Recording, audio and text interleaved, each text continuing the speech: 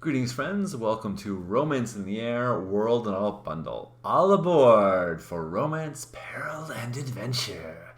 This Fate World, brought to you, created by Bill White and illustrated by Diego Rodriguez, sets a 20th century world of peril and mystery that is not quite the world that actually happened, and it gives you, as the players, the opportunity to shape the great powers. So let's take a look at everything that's included in this bundle. We have our standard package here, which is a Fate campaign and also an art pack. And within that campaign, we've got lots of good things like tons of pre-made characters, tokens, a lot of handouts. This game has a lot of new innovation in it, mechanically speaking. So there's a lot there. There's a lot more. The adventure and the setting is very compelling, but there's also a lot of really cool tech that you could use in this game or steal for others. Let's take a look at Diego's art. We've got all these gorgeous tokens with this little frame that Fred Hicks has made.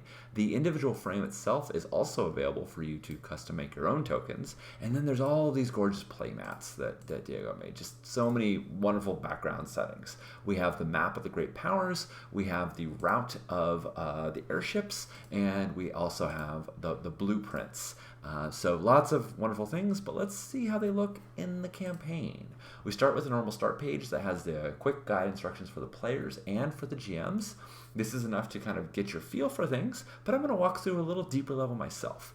The next page is our rules and tokens. It includes a bunch of extra tokens for NPCs and various other characters that might appear, the Fate bookmark with some basic Fate rules, as well as instructions on how to change the background on the playmat, which is the next thing we're going to look at, and I'll walk through that with you. Here is the playmat, and this is actually 16 images that you can cycle through, and that will keep everything that's on the token layer, like these Fate tokens, for instance. Those will all stay the same, but the images in the back will rotate at your discretion. To do that, you're going to go to the map and background layer, right-click on the map, choose multi-sided, then choose side.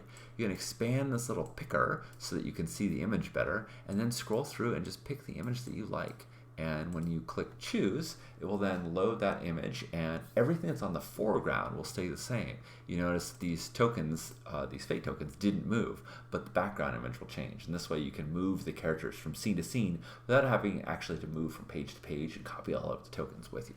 They're very, very pretty backgrounds. The next thing is a map of the powers. These powers may not be quite what you expected. I'll go into that in a little bit, but you can see the map of Europe here. Then we have the blueprint of your airship, and then finally the journey, the path that you can take, along with some airship tokens to mark where everybody is on that.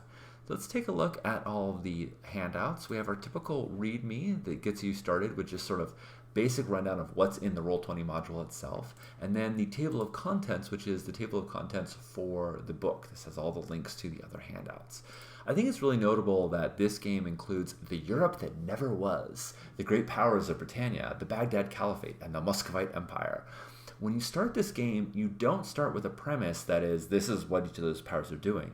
You actually assign the roles to each of the players. So each player gets to take a role as a great power, and then you're going to take some actions for them, whether those be diplomacy, espionage, industry, warfare.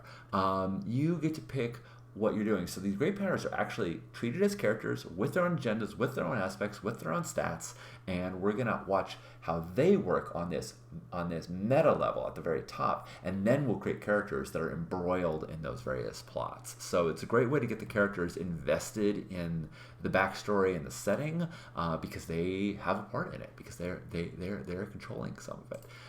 Then let's close these windows. Then if you look at the sheets down here, we have the various great powers with their stat blocks, so you can see what they're good at, their stunts, their aspects. Bill really went to town on making sure that each of these components in the game really flourished and were really well defined. So I'm gonna pull up let's playmat again because I just think it looks nice. There's also a lot of extra new rules in the game. So those include wealth, troops and crew, high stakes gambling, and powered by Steam. So there's a lot of new extras, Fate extras that are embedded in this game. And what that means is that the setting itself is exciting and wonderful. But if you find something in here that you want to pull into your game, all of these are modular components that you can pull around quite easily. So there's a lot of really juicy Fate world because it has such a cool, compelling setting, but also a lot of mechanical innovation. There's also vehicles, including your airship, which has, of course, just like everything else, they have their own stats as well, and their own aspects and notes and everything else. And then tons of NPCs and characters that you can bring into the game. And each of these will have their own character sheet that has their stat block, as well as a high concept and a refusal. And you'll notice here that the aspect block is custom for Romance in the Air. So you have high concept, place in society, place aboard, desire, and refusal, replacing the normal high concept, trouble, and then 3 other aspects that you'd have. So this game is just, Bill took a lot of time and energy to really tailor Fate to fit this particular genre, to fit this spy versus spy, who's everybody working for, to fit this like opportunities for romance and conflict and betrayal and intrigue all into one place. This is a very well developed Fate world adventure, and I hope you enjoy your time in the skies.